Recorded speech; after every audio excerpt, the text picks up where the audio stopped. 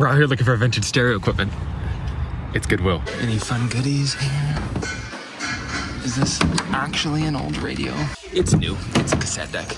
Big old Fisher speakers. Fisher was really good in the 50s, not so much later on. For $40, they're not the worst deal. A big old all-in-one record console.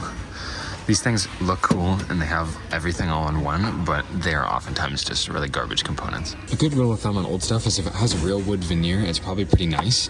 These have real wood veneer.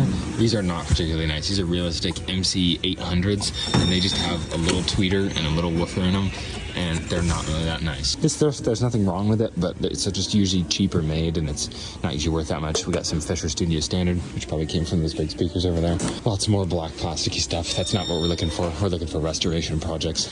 The only come up today was this absolutely amazing weather. Happy spring.